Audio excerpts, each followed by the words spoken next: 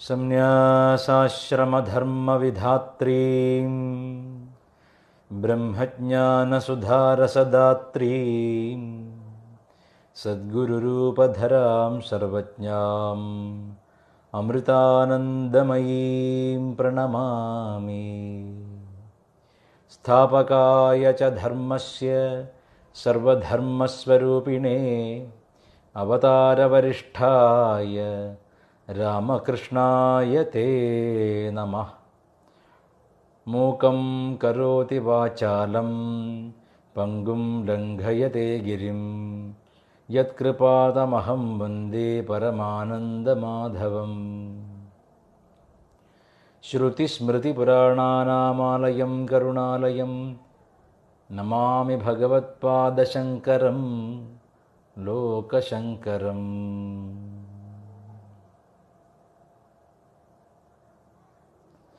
ജയ ജയ ശങ്കര ഹര ഹര ശങ്കര, ജയ ജയ ശങ്കര ഹര ഹര ശങ്കര, ജയ ജയ ശങ്കര ഹര ഹര ശങ്കര. നമസ്കാരം സുഹൃത്തുക്കളെ.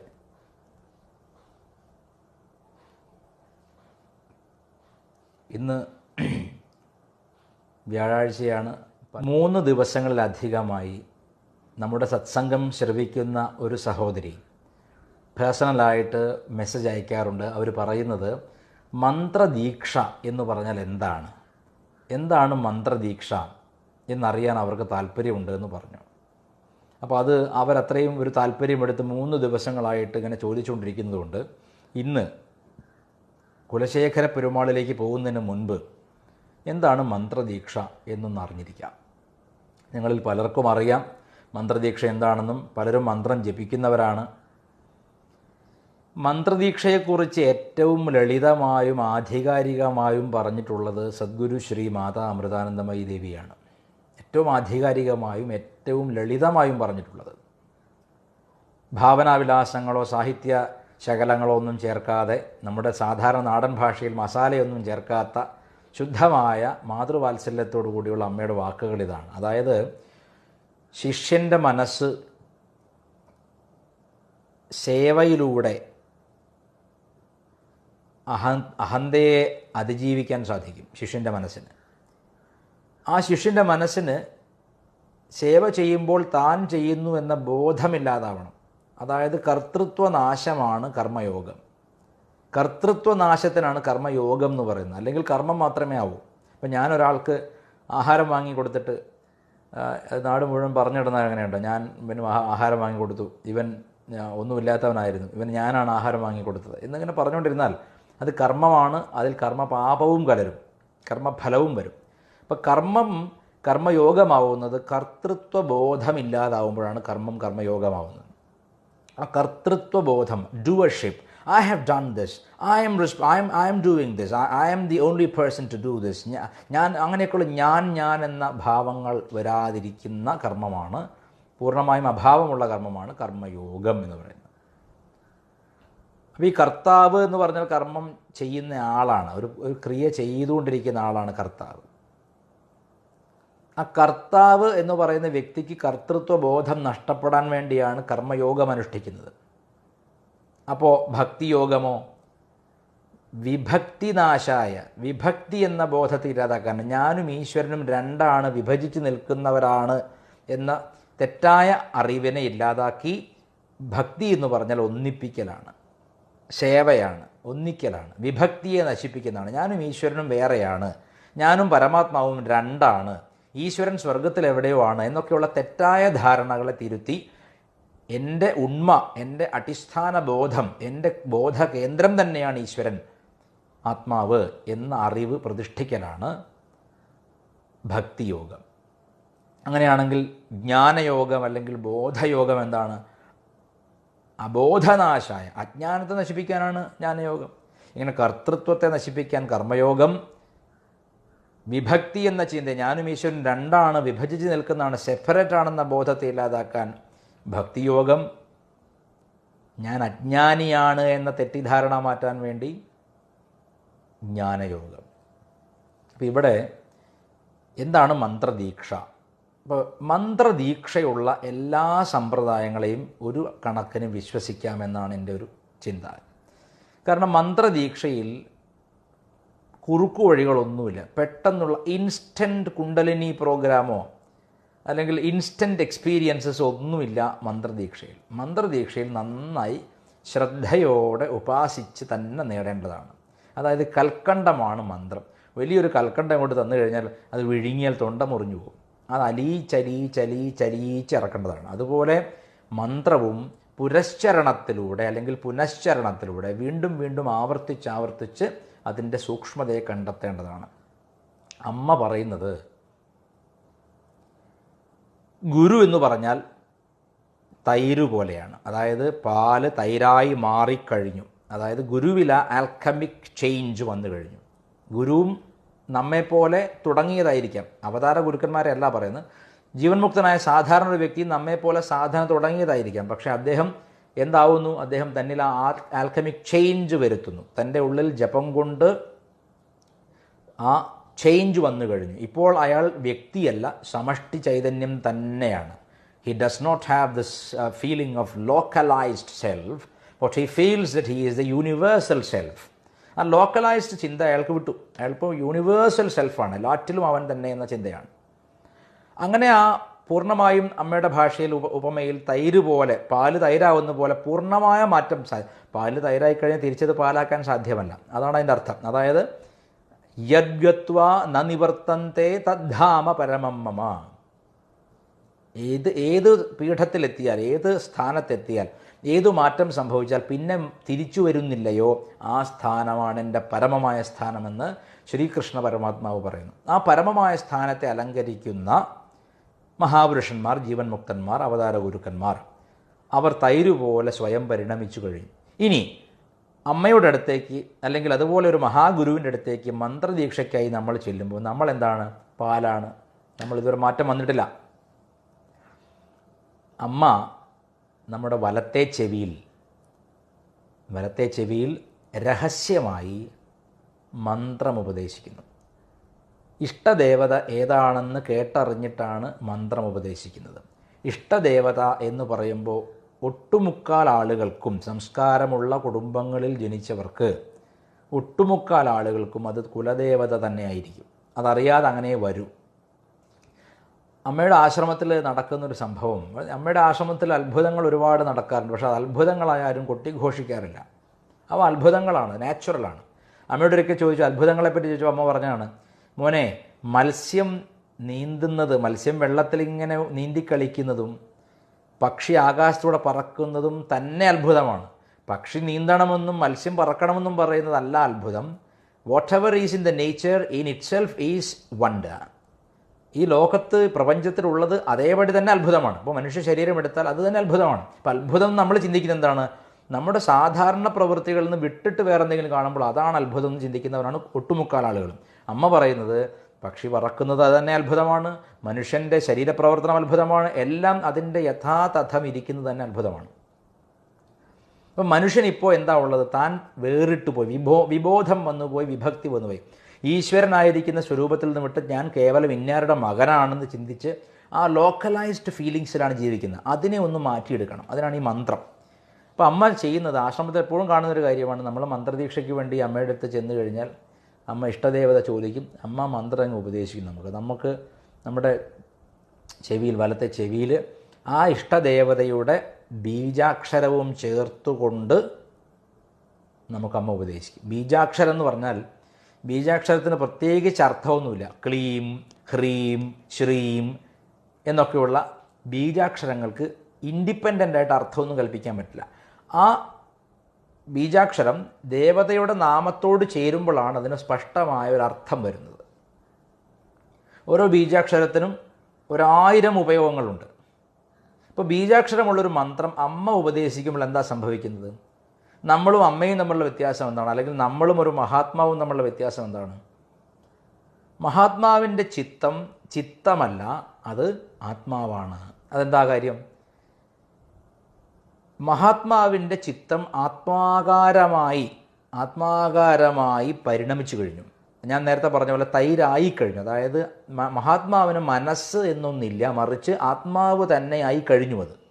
അതിൻ്റെ കംപ്ലീറ്റ് ആൽക്കമിക് ചേഞ്ച് സംഭവിച്ചു, ട്രാൻസ്ഫർമേഷൻ സംഭവിച്ചു കഴിഞ്ഞു. അത് സംഭവിച്ചു കഴിഞ്ഞാൽ ആ മഹാത്മാവ് വെറുതെ തമാശയ്ക്ക് പറയുന്ന വാക്കുകൾ പോലും ഫലിക്കും. ആ വാക്കുകൾക്ക് പ്രസക്തി ഉണ്ടാവും, അത് സത്യമായിരിക്കും, സത്യവാക്കായിത്തീരും. ഇപ്പോൾ അമ്മ ഒരു കാര്യം പറയുമ്പോൾ അത് ഏത് ഭാഷയിൽ പറഞ്ഞാലും, എത്ര വ്യാകരണമില്ലാതെ വ്യാകരണ പിശകോടുകൂടി പറഞ്ഞാലും ആ വാക്ക് ഫലിക്കും. വാക്ക് അതിൻ്റെ ലക്ഷ്യത്തെ കാണും. വാക്ക് ഈശ്വരനായിത്തീരും. നമുക്കൊക്കെ വാക്ക് ചെകുത്താനായിത്തീരുന്ന അവസ്ഥയാണ് നമ്മുടെ വാക്കുകൾ. അപ്പോൾ അമ്മയെപ്പോലെയുള്ള മഹാത്മാക്കൾക്ക് ആ വാക്ക് ഈശ്വരൻ്റെ ഫലം ചെയ്യും. എന്തുകൊണ്ടാണ്? അവിടെ ചിത്തമല്ല വാക്കിൻ്റെ പിന്നിൽ പ്രവർത്തിക്കുന്നത്, മറിച്ച് ആത്മസ്വരൂപം തന്നെയാണ്, ഈശ്വരൻ തന്നെയാണ്. അപ്പോൾ അങ്ങനെയുള്ള അമ്മയുടെ പൂർണ്ണമായ ബ്രഹ്മവർച്ചസം എന്ന് പറഞ്ഞാൽ നമ്മുടെ ഉള്ളിലുള്ള തേജസ്സാണ്, ഈശ്വര തേജസ്സാണ്. ആ ബ്രഹ്മവർച്ചസം അമ്മയിൽ പൂർണ്ണമായും തിളങ്ങി നിൽക്കണം. ആ ബ്രഹ്മവർച്ചസത്തിൻ്റെ ഒരു അംശമാണ് അമ്മയുടെ ശബ്ദരൂപേണ, വാഗ്രൂപേണ ശിഷ്യൻ്റെ ചെവിയിലേക്ക് കടക്കുന്നത്. ശ്രോത്രിയം എന്ന് പറയും. ശ്രോത്രിയൻ എന്ന് പറഞ്ഞാൽ കേട്ടവൻ എന്നാണ് അർത്ഥം. ഗുരുവിങ്കൽ നിന്ന് മന്ത്രദീക്ഷ സ്വീകരിച്ച് പുരസ്ചരണം ചെയ്യുന്നവനും ശ്രോത്രിയനാണ്. വേദം മുഴുവൻ പഠിക്കണമെന്നില്ല. സദ്ഗുരുവിങ്കിൽ നിന്ന്, ഒരു മഹാത്മാവിങ്കിൽ നിന്ന് മന്ത്രദീക്ഷ സ്വീകരിച്ച് കൃത്യമായി നിഷ്ഠയോടെ പുരസ്ചരണം ചെയ്യുന്നവനും ശ്രോത്രിയനാണ്. അവൻ സ്വാധ്യായവും ചെയ്യുന്നുണ്ടെങ്കിൽ അവൻ ബ്രഹ്മനിഷ്ഠനായി തീരുകയും ചെയ്യും. സ്വാധ്യായം എന്ന് പറഞ്ഞ് കഴിഞ്ഞ ദിവസം ഞാൻ പറഞ്ഞു, സ്വാധ്യായം എന്ന് പറഞ്ഞാൽ കുറേ പുസ്തകം പഠിക്കലല്ല, മറിച്ച് ഗുരുവാക്യത്തെ അനുസ്മരിക്കലാണ്. ജീവിതത്തിൽ ഓരോ ഘട്ടം വരുമ്പോഴും ഗുരുവാക്യം എന്താണ്, അത് മാത്രമാണ് സ്വാധ്യായം. ശിഷ്യനെ സംബന്ധിച്ച് മോക്ഷം മാത്രം താല്പര്യമുള്ളവർക്ക് അതാണ്. ഈ ഫാൻസി പരേഡിന് പോകുന്നവർക്ക് അതൊക്കെ താല്പര്യമില്ല. അവർക്ക് പുസ്തകങ്ങൾ ഒരുപാട് വായിക്കുന്നതാണ്. പുസ്തകങ്ങൾ ഒരുപാട് വായിക്കുന്നത് തെറ്റെന്നല്ല പറഞ്ഞത്. ശിഷ്യന് മോക്ഷത്തിന് ഈ കംപ്ലീറ്റ് ചേഞ്ചിന് സാധിക്കുന്നതിന് കാരണം ഗുരുവിൻ്റെ മന്ത്രോപദേശവും ഗുരുവിൻ്റെ വാക്യങ്ങളുമാണ്. ഗുരുവാക്യം ശാസ്ത്രമാണ്, ഗുരുവിൻ്റെ ശബ്ദം മന്ത്രദീക്ഷയാണ്. അപ്പോൾ പൂർണ്ണമായും ബ്രഹ്മവർച്ചസത്തിൻ്റെ കട്ട, ഓട്ടൂരിൻ്റെ ഭാഷയെ പറഞ്ഞാൽ ബ്രഹ്മക്കട്ട എന്ന് പറയും. ഗുരുവിൻ്റെ വാക്ക് വെറും ശബ്ദമല്ല, അത് ബ്രഹ്മം തന്നെയാണ്. അത് നമ്മൾ കേൾക്കുമ്പോൾ, അത് കേട്ടിട്ട് സത്യത്തിൽ മന്ത്രം ജപിക്കുക എന്ന് പറഞ്ഞാൽ നമ്മൾ ജപിക്കുകയല്ല, we are not doing it. അവിടെയും ഞാൻ എത്ര മന്ത്രം ജപിച്ചു, ഞാൻ 1,00,000 മന്ത്രം ജപിച്ചു, ഞാൻ 10,00,000 ജപിച്ചു എന്ന ഞാനെന്ന കർത്തൃത്വം അവിടെയും പാടില്ല. മറിച്ച് എന്താണ് ഞാൻ ചെയ്യുന്നത്? ഗുരുവിങ്കൽ നിന്ന് ഞാൻ കേട്ട ആ ആദിനാദം, അത് ഞാൻ ഇങ്ങനെ വീണ്ടും വീണ്ടും മധുരമായി സ്മരിക്കുക മാത്രമാണ് ചെയ്യുന്നത്. I am not chanting any mantra, I am just remembering the sound vibration, or I am just revitalizing the sound vibration every day, every moment. അതാണ് സംഭവിക്കുന്നത്. അപ്പം ഞാൻ ജപിച്ചു എന്നല്ല പറയേണ്ടത്, ഞാൻ ഗുരുവാക്യത്തെ ശ്രവിച്ചു, ഞാൻ ഗുരുവിൻ്റെ ശ്രുതി കേൾക്കുന്നു, മന്ത്രത്തെ അതങ്ങനെ ഗുരുവിൻ്റെ ശബ്ദരൂപേണ ഞാൻ എപ്പോഴും ഉള്ളിൽ കൊണ്ട് നടക്കുന്നു. അങ്ങനെ അത് ഏതുപോലെയാണ് അമ്മ പറയുന്നതറിയോ? തൈരായി കഴിഞ്ഞതിൽ നിന്നൊരു അംശം എടുത്തിട്ട് പാലിൽ ഉറ്റിച്ച് വെച്ച് നന്നായി ഇളക്കി യോജിപ്പിച്ച് കഴിഞ്ഞാൽ അടക്കി വെക്കണം, അനക്കരുത്.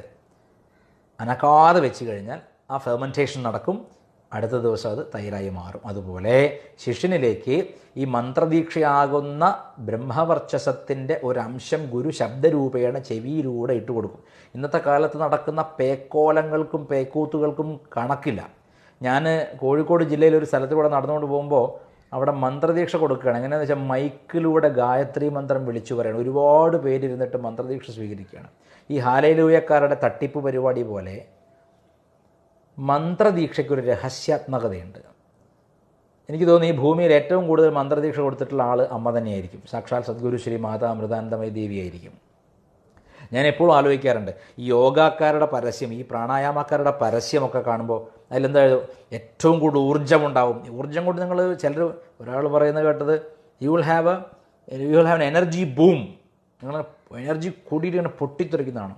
പക്ഷേ ഇവരാരും അടങ്ങിയിട്ട്, അല്ലെങ്കിൽ ഇവരാരും ആസനസിദ്ധി പോലുമുള്ളവരല്ല. ആസനസിദ്ധി എന്ന് പറഞ്ഞാൽ യോഗം പരിശീലിക്കുമ്പോൾ ആദ്യത്തെ സിദ്ധിയാണ്. എന്താണ്? 3.5 മണിക്കൂർ, അതായത് ഒരു യാമം കൃത്യമായി അടങ്ങി ഒരിടത്ത് ഇരുന്ന്, അല്ലെങ്കിൽ കൃത്യമായി ഇരുന്ന് സിദ്ധി നേടണം. 3.5 മണിക്കൂർ ഇരുന്ന് സിദ്ധി നേടണം. അതാണ് ആസനസിദ്ധി. ഒരു യാമം മുഴുവൻ ഇരിക്കാൻ പറ്റണം. എത്ര ഗുരുക്കന്മാർ ഇന്ന് ലോകത്തുള്ളവരിൽ, ഗുരുക്കന്മാരെന്ന് പറയുന്നവർ, ജീവൻ മുക്തരെന്ന് പറയുന്നത് എത്ര പേര് 3.5 മണിക്കൂർ ഒരു ഇരിപ്പിരിക്കും. അമ്മയല്ലാതെ ഒരാളും ചെയ്യില്ല. കാരണം 24 മണിക്കൂറും മംഗലാപുരത്ത് എനിക്ക് ഓർമ്മയുണ്ട് ഒരു പരിപാടിയിൽ അമ്മ 26 മണിക്കൂറാണ് ദർശനം കൊടുത്തത്. അതും വെറുതെ ഇരിക്കുകയല്ല.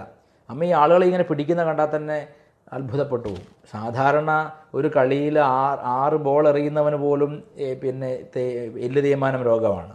ഇപ്പോൾ ഊർജം ക്ലെയിം ചെയ്യുന്നവർ, പരസ്യപ്പെടുത്തിയിട്ട് ആളുകളെ യോഗ കോഴ്സുകളിലേക്ക് ക്ഷണിക്കുന്നവർക്കൊന്നും അത്ര ഊർജ്ജമുള്ളതായിട്ട് ഞാൻ കണ്ടിട്ടില്ല. അമ്മ 24 മണിക്കൂറും 365 ദിവസവും ആക്റ്റീവാണ്. ഇങ്ങനെ ഒരു ഊർജ്ജമുള്ള ആളെ ഭൂമിയിൽ ഞാൻ വേറെ കണ്ടിട്ടില്ല. അപ്പോൾ അങ്ങനെ ഞാൻ പറഞ്ഞതിൻ്റെ അർത്ഥം എന്താണെന്ന് വെച്ചാൽ, നമ്മൾ മന്ത്രദീക്ഷ എന്ന് പറഞ്ഞാൽ അമ്മയുടെ ശബ്ദത്തിൽ നിന്ന് വരുന്ന അല്ലെങ്കിൽ മഹാത്മാവിൻ്റെ ശബ്ദത്തിൽ നിന്ന് വരുന്ന ആ മന്ത്രതരംഗത്തെ ഏറ്റുവാങ്ങുകയാണ്. അത് ഓട്ടൂർ ഉണ്ണി നമ്പൂതിരിപ്പാട് അമ്മയുടെ അഷ്ടോത്തരത്തിൽ വ്യക്തമായി എഴുതിയിട്ടുണ്ട്. ഓം ശിഷ്യ സംക്രാമിത സ്വീയ പ്രോജ്വലത് ബ്രഹ്മവർച്ചസേ നമഃ. ശിഷ്യനിലേക്ക് അങ്ങ് സംക്രമിപ്പിക്കുകയാണ് അമ്മയുടെ ബ്രഹ്മവർച്ചസിൻ്റെ അംശം. ഇനി ശിഷ്യൻ ചെയ്യേണ്ടത് എന്താണ്? തൈര് ഉറ്റിച്ച പാല് പോലെ, ഇളക്കിയ പാല് പോലെ അത് അടക്കി വയ്ക്കണം. അതിനെന്ത് ചെയ്യണം? നിത്യേന ബ്രാഹ്മമുഹൂർത്തത്തിൽ എഴുന്നേറ്റ് ഒരു യാമം 3.5 മണിക്കൂർ ഇളകാതെ ഇരുന്ന്, മനസ്സും ശരീരവും ഇളകാതിരുന്ന് ഈ മന്ത്രത്തെ ജപിക്കണം. പിന്നെയോ നടക്കുമ്പോഴും ഇരിക്കുമ്പോഴും കിടക്കുമ്പോഴും എല്ലാ പ്രവൃത്തിയിലും ഈ മന്ത്രതരംഗം ഒരു അന്തർധാരയായിട്ട് ഭവിച്ചുകൊണ്ടേയിരിക്കും. ഏതാനും വർഷങ്ങൾ ഇങ്ങനെ മുന്നോട്ട് പോകുമ്പോൾ അത് തീവ്രത അനുസരിച്ചാണ്. യോഗശാസ്ത്രത്തിൽ പതഞ്ജലി മഹർഷി പറയുന്നത് തീവ്ര സംവേഗാനാം ആസന്നഃ എന്നാണ്. Those who are intense in their practice, intense in their intentions to achieve the goal, they will get it immediately, quickly. ആർക്കാണോ തീവ്രമായ ഭക്തിയുള്ളത്, തീവ്രമായ വൈരാഗ്യമുള്ളത്, തീവ്രമായ ലക്ഷ്യബോധമുള്ളത്, അവന് ക്ഷണനേരം കൊണ്ട് സാധിക്കുകയും ചെയ്യും. അപ്പം ഇങ്ങനെ ആണ് മന്ത്രദീക്ഷയുടെ പ്രോസസ്സ്. അങ്ങനെ ഗുരുവിങ്കൽ നമ്മൾ ഇഷ്ടദേവതയെപ്പറ്റി പറഞ്ഞു കഴിഞ്ഞാൽ ഇഷ്ടദേവതയുടെ മന്ത്രം തരും. ആ മന്ത്രം നിരന്തരം പുനശ്ചരണം ചെയ്ത് മന്ത്രദേവതയെ സാക്ഷാത്കരിക്കുക എന്നുള്ളതാണ്. എൻ്റെ ആദ്യത്തെ പടി ജ്യോതിർദർശനമാണ്. അതായത് നിത്യേന പുനശ്ചരണം ചെയ്യുന്ന ഒരാൾക്ക്, കൃത്യമായ ഭക്തിയോടുകൂടി പുനശ്ചരണം ചെയ്യുന്ന ഒരാൾക്ക് ജ്യോതിയുടെ വമ്പിച്ച പ്രകാശത്തിൻ്റെ, ലോകം മുഴുവൻ പ്രകാശ കടലായിട്ടുള്ള ദർശനം ലഭിക്കും. ജ്യോതിർദർശനം ലഭിക്കും. ജ്യോതിർദർശനം കടന്നും മുന്നോട്ട് പോകുമ്പോൾ ദേവതാസ്വരൂപം പ്രത്യക്ഷമാവും.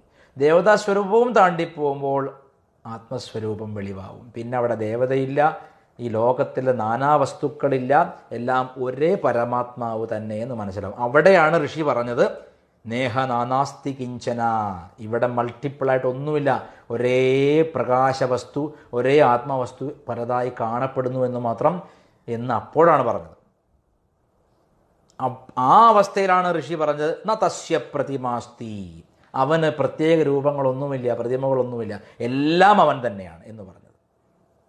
മനസ്സിലാക്കുക. ഇതാണ് മന്ത്രദീക്ഷയുടെ ചുരുക്കിയിട്ടുള്ള ഒരു വിശദീകരണം. ബാക്കി ഗുരുവിനെ കണ്ട് മന്ത്രം സ്വീകരിക്കുന്നവർക്ക് ഉള്ള രഹസ്യവിദ്യകളാണ്. അതൊക്കെ അവർ സ്വയമേവ തന്നെ പഠിക്കുക. ഇന്ന് ഞാനിത് പറഞ്ഞപ്പോൾ എന്തോ ഒരു കാര്യം കൂടി പറയാൻ ഓർത്തിരുന്നു. അതായത് മന്ത്രപുരസ്ചരണം അമ്മ ലോകത്തെ ഏറ്റവും കൂടുതൽ ആളുകൾക്ക് മന്ത്രദീക്ഷ കൊടുത്തിട്ടുള്ള ആളാണ്. ശ്രീരാമകൃഷ്ണദേവൻ്റെ അടുത്തൊക്കെ മന്ത്രം കിട്ടാൻ വളരെ പ്രയാസമായിരുന്നു. ശ്രീരാമകൃഷ്ണദേവനൊന്നും മന്ത്രം അങ്ങനെ കൊടുത്തിരുന്നില്ല, വളരെ ചുരുക്കം പേർക്ക്.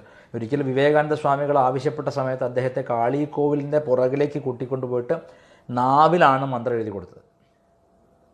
എന്നിട്ട് പറഞ്ഞു കൊടുത്ത് ജപിക്കാൻ പറഞ്ഞു. പലർക്കും മന്ത്രം കൊടുക്കാറുണ്ടായിരുന്നില്ല രാമകൃഷ്ണദേവൻ. കാരണം മന്ത്രം കൊടുത്താൽ ആ മന്ത്രം കൊടുക്കപ്പെട്ട ശിഷ്യൻ്റെ ഉത്തരവാദിത്വം ഗുരുവിനാണ്. അവൻ ചെയ്യുന്ന പാപങ്ങളുടെ അംശം ഗുരുവിന്, പുണ്യം മുഴുവൻ അവനുമാണ്. അപ്പം അതുകൊണ്ട് ആരും മന്ത്രം കൊടുക്കാൻ തയ്യാറാവില്ല. അമ്മ ഒരു ഗംഗയായതുകൊണ്ട് എത്രയെത്ര മാലിന്യങ്ങൾ വന്നാലും അമ്മ അത് ശുദ്ധീകരിക്കും. അമ്മയ്ക്കത് പ്രശ്നമില്ല. മറ്റുള്ളവർ അങ്ങനെ ചിന്തയില്ലാതെ മന്ത്രം കൊടുത്താൽ രോഗികളായിത്തീരും. പലരും അങ്ങനെ ആയിട്ടുണ്ട്. പലരും 10-40 വയസ്സാവുന്നതിന് മുമ്പേ തന്നെ ക്യാൻസറും അമിതമായ ഷുഗറും ഒക്കെ ആയിട്ട് കഷ്ടപ്പെടുകയാണ്. കാരണം അവൻ ജീവൻ മുക്തനാവുന്നതിന് മുമ്പേ, അവൻ തൈരാവുന്നതിന് മുമ്പേ അവൻ മറ്റുള്ളവർക്ക് ഒറ്റിച്ചു കൊടുക്കാൻ തുടങ്ങിക്കഴിഞ്ഞാൽ അത് അവൻ്റെ ശരീരത്തെ ബാധിക്കുക തന്നെ ചെയ്യും. ഇന്ന് ഗുരുക്കന്മാരാവാനുള്ള ശ്രമം കൂടുതലായതുകൊണ്ട് എല്ലാവരും മന്ത്രദീക്ഷ കൊടുക്കുകയാണ്. അത് വളരെ അപകടം ചെയ്യും. ബീജാക്ഷരമുള്ള മന്ത്രങ്ങൾ, വിശേഷിച്ചും ഉപദേശിക്കുമ്പോൾ നമ്മളുടെ അവസ്ഥ എന്താണെന്ന് സ്വയം ചിന്തിക്കണം. നമ്മെപ്പോലൊരു മഹാഗുരുവിന് അത് പ്രശ്നമില്ല, മറ്റുള്ളവർ ശ്രദ്ധിക്കണം. ഇന്ന് പറയുന്നത് രസകരമായ സംഗതിയാണ്. ഞാൻ അമ്മയെ സേവിക്കുന്നു, അമ്മ മഹാത്മാവായതുകൊണ്ട്. രാമനെ സേവിക്കുന്നു, അവതാരമായതുകൊണ്ട്. ശ്രീകൃഷ്ണനെ സേവിക്കുന്നു, അവതാരമായതുകൊണ്ട്. ത്രിലോകനാഥനായ ഭഗവാനെ സേവിക്കുന്നത് അഭിമാനമാണ്. ഇപ്പം ഞാൻ ചിലപ്പോൾ ഈ ടി വിയിലൊക്കെ ഇങ്ങനെ ഈ ചർച്ചയോ അല്ലെങ്കിൽ ടി വിയിലൊക്കെ ഇങ്ങനെ ആളുകൾ ഈ സമരം വിളിച്ച് പോകുമ്പോൾ ഏതെങ്കിലും നേതാവിനൊക്കെ കീ ജയ് എന്ന് വിളിക്കുന്നത് കാണുമ്പോൾ എനിക്ക് വളരെ അപമാനം തോന്നാറുണ്ട്. ഇവർ ഇത്ര സ്വന്തം അഭിമാനമില്ലാത്ത കഴുതകളാണെന്ന് തോന്നിയിട്ടുണ്ട്. ഒരു രാഷ്ട്രീയ നേതാവ് എത്ര വലിയ ആളും ആയിക്കോട്ടെ, ഒരു രാഷ്ട്രീയ നേതാവിന് ജയ് വിളിച്ചുകൊണ്ട് അയാളെപ്പറ്റി ചിന്തിച്ചുകൊണ്ടൊക്കെ ജീവിച്ചാൽ ഒരു ഗുണവുമില്ല. മരിക്കുന്ന സമയത്ത് കാലൻ വന്ന് കറക്റ്റ് സമയത്ത് കയറിടും. പേടിച്ച് ചാവേണ്ടി വരും. അടുത്ത ജന്മം ഇതിലും നികൃഷ്ടമായ ജന്മത്തിലേക്ക് പോകേണ്ടിയും വരും. അതൊക്കെ ഓർക്കുന്നവർക്ക് ഈശ്വരനെ മാത്രമേ അല്ലെങ്കിൽ മഹാഗുരുക്കന്മാരെ മാത്രമേ തങ്ങളുടെ നാഥന്മാരായി അല്ലെങ്കിൽ തങ്ങൾ മേലെയുള്ളവരായി സങ്കല്പിച്ച് അവരെ സേവിക്കാനേ സാധിക്കൂ. അല്ലാതെ കണ്ട രാഷ്ട്രീയക്കാരെയൊക്കെ സേവിച്ചിട്ട് യാതൊരു കാര്യവുമില്ല. മുഖ്യമന്ത്രി, പ്രധാനമന്ത്രി അല്ലെങ്കിൽ അമേരിക്കൻ പ്രസിഡന്റ്, ഇങ്ങനെയൊന്നും നമ്മൾ ചിന്തിക്കേണ്ട. അവരൊക്കെ ശരിയാണ്, നല്ലവരാണെങ്കിൽ നല്ല കാര്യങ്ങൾ പറയുക, അവരെ സമന്മാരായി തന്നെ കാണുക. സമന്മാരിൽ നമ്മൾ പറയില്ല ബെസ്റ്റ് അമംഗ് ഈക്വൽസ് എന്ന് പറഞ്ഞ പോലെ നമ്മളിൽ ഭേദപ്പെട്ട കാര്യങ്ങൾ ചെയ്യാൻ കർത്തൃത്വ ശേഷിയുള്ള ആളുകൾ എന്ന് കരുതിയാൽ മതി. കർമ്മശേഷിയുള്ള ആളുകളാണ്. അതിനപ്പുറത്തേക്ക് അവരുടെ ആരാധന വേണ്ട എന്ന് ഇവിടെ ഞാനല്ല പറയുന്നത്, കുലശേഖര പെരുമാൾ പറയുകയാണ്. കേട്ടോളൂ. നാഥേ നഃ പുരുഷോത്തമേ ത്രിജഗതാമേകാധിപേ ചേതസാ സേവ്യേ സ്വസ്യ പദസ്യ ദാതരി സുരേ നാരായണേ തിഷ്ഠതി യം കഞ്ചിൽ പുരുഷാധമം കതിപയഗ്രാമേശമൽപാർത്ഥദം സേവായൈ മൃഗയാമഹേ നരമഹോ മൂഢ വരാകാവയം. എന്താ പറയുന്നത്? പുരുഷോത്തമന്മാരിൽ വെച്ചുത്തമനും ത്രിജഗതാം മൂന്ന് ലോകങ്ങളുടെയും ഏകാധിപതിയുമായ നാഥനുമായ ഈശ്വരനുമായ അവിടുത്തെ മനസ്സുകൊണ്ട് സേവിക്കപ്പെടാൻ ഏറ്റവും യോഗ്യനുമായ ഭഗവാനെ, എല്ലാം തരുന്ന ഈ ലോകത്തിനെല്ലാം തന്നെ അനുഗ്രഹിക്കുന്നതുമായ ഭഗവാനെ സേവിക്കാതെ, ദേവനായ നാരായണനെ സേവിക്കാതെ കതിപയ ഗ്രാമേശം ഏതാനും കുറച്ച് ഗ്രാമങ്ങളുടെയോ സംസ്ഥാനങ്ങളുടെയൊക്കെ മുഖ്യമന്ത്രി അല്ലെങ്കിൽ സംസ്ഥാനത്തിൻ്റെ മുഖ്യമന്ത്രി, രാജ്യത്തിൻ്റെ പ്രധാനമന്ത്രി, ഗവർണർ എന്ന് പറഞ്ഞ് ചാടിക്കളിക്കണ്ട. അത് തൽക്കാലത്തേക്കാണ്. ഈ ഭൂമിയിലെ എല്ലാ മനുഷ്യരുടെയും യശസ്സിന് താൽക്കാലിക അവസ്ഥയുണ്ട്. ശ്രീകൃഷ്ണൻ മനുഷ്യനായി അവതാരമെടുത്തെങ്കിലും ഇന്നും ആ ഗ്ലോറി, ആ ഒരു മഹത്വം നശിക്കാതിരിക്കുന്നതിൻ്റെ കാരണം അത് അവതാരമായതുകൊണ്ടാണ്. ഇപ്പോൾ സേവിക്കുന്നുവെങ്കിൽ അവതാരത്തെ സേവിക്കണം, നാരായണനെ സേവിക്കണം. കണ്ട കുറച്ച് കുറേ ജില്ലകളുടെ മുഖ്യമന്ത്രി, അതാണല്ലോ മുഖ്യമന്ത്രി എന്ന് പറയുക, സംസ്ഥാനത്ത് മുഖ്യമന്ത്രി, അല്ലെങ്കിൽ കുറേ സംസ്ഥാനങ്ങളുടെ പ്രധാനമന്ത്രി, അല്ലെങ്കിൽ ഏതെങ്കിലും ഒരു ഓഫീസർ, പോലീസ് ഉദ്യോഗസ്ഥൻ, ഇങ്ങനെ പലരെയും കാണുമ്പോൾ ആളുകൾ അനാവശ്യമായ ആരാധന വെക്കുന്നുണ്ടെങ്കിൽ അത് തെറ്റാണെന്ന് തന്നെയാണ് കുലശേഖര പെരുമാൾ പറയുന്നത്. കതിപയ ഗ്രാമേശം ഏതാനും ഗ്രാമങ്ങളുടെ നാഥനായിട്ടുള്ള അല്പാർത്ഥത നമുക്ക് കുറച്ചു മാത്രം തരാൻ കഴിവുള്ളവനുമായ ഏതെങ്കിലും ഒരു പുരുഷനെ, ഏതെങ്കിലും ഒരു നരനെ സേവായെ സേവിക്കാനായിക്കൊണ്ട് മൃഗയാ നമ്മളിങ്ങനെ തെരഞ്ഞുകൊണ്ടിരിക്കുകയാണ്. അവരെ പിന്നാലെ പോയിക്കൊണ്ടിരിക്കുക, ജയ് വിളിക്കുകയാണ്. അഹോ കഷ്ടം, അഹോ കഷ്ടം, വയം നമ്മൾ മൂഢന്മാരും ദീനന്മാരുമാകുന്നു. അതാ മൂഢ വരാകാ വയം, നമ്മൾ മൂഢന്മാരും ദീനന്മാരുമാണ്. സേവിക്കേണ്ട നാരായണനെ, അവിടുത്തെ അവതാരങ്ങളെ അല്ല സേവിക്കുന്നത്. കണ്ട അവന്മാരെ യുവമാരെയൊക്കെ സേവിച്ച് ജന്മ അങ്ങനെ ചെയ്യരുതേ മനസ്സേ എന്നാണ് പറയുന്നത്. അടുത്തത് രസകരമായൊരു ശ്ലോകമാണ്. അതിൽ ശ്രീ പരമേശ്വരനെ പറ്റിയും പരാമർശമുണ്ട്.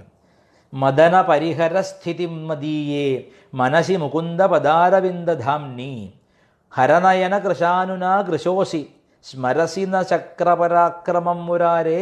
ചോദ്യമാണ്. ആരോടാ ചോദിക്കുന്നത്? കാമദേവനോട് ചോദിക്കുക. മദനനോട്, മനസ്സിനെ മഥിപ്പിച്ച് വിഷയങ്ങളിൽ ആസക്തി ഉണ്ടാക്കുന്ന കാമദേവനോട് ചോദിക്കുകയാണ്. എന്താണ്?